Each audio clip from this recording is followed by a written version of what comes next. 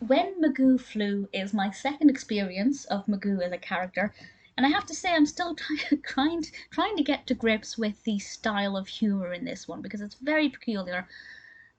My introduction to Magoo was the Pink and Blue Blues, which was a lot of fun. I learned quite quickly there that this individual, Magoo, Mr. Magoo, is nearsighted. He's this kind of short, elderly gentleman who sees things in ways that they're not meant to be seen.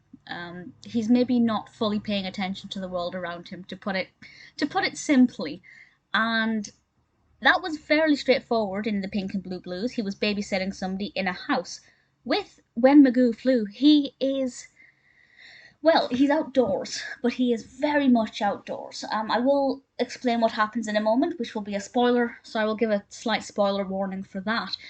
This was released in 1954, directed by Pete Burness, and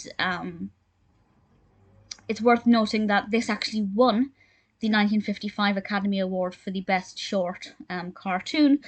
Do I think it deserves it? To be honest, I kind of do. There are some other good contenders that year, but the animation style is really pleasing. The character is he's so lovable. He's annoying because you just think, how can you possibly believe that the situation you're in is something else? Which will make sense when I explain the narrative for this one. But at the same time, he's so lovable and easy to get on with, and you just smile when he's there. So I'm kind of understanding why it did win that one. So the narrative.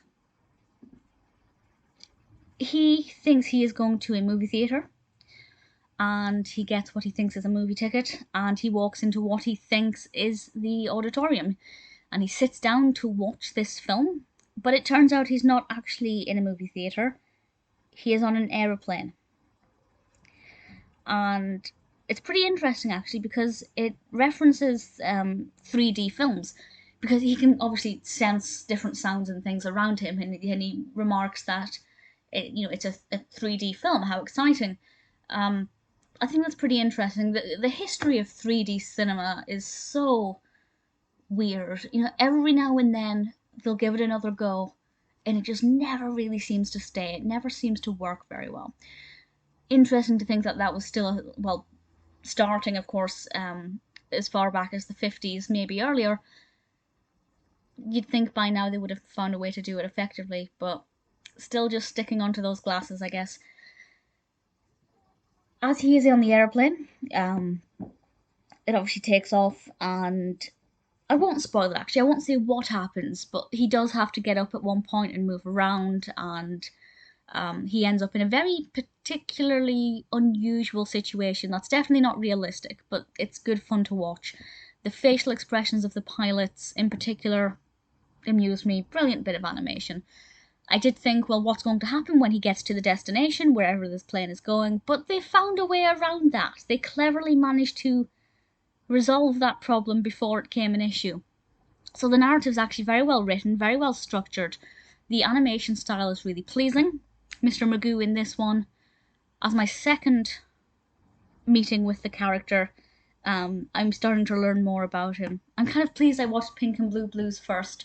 It was a little bit easier to watch than this one, or rather the character was a little bit tamer. But When Magoo Flew, now that I'm a bit more comfortable with the character, and understand his, his idiosyncrasies and his peculiar behaviours and his weird, speech patterns, he often talks to himself. Well, he's kind of talking to himself, but he's talking out loud to those around him, which kind of works well, but people don't tend to interact with him directly, which is interesting. I'm not sure. I guess obviously if they did respond, they'd be able to say, no, you're not in a movie theatre, and it would kind of ruin the narrative. So I get why that happens. It's, I like it. It is good fun. The animation style is nice. The narrative flows well, and as I said, they found a plot hole and filled it up before it had a chance to surface.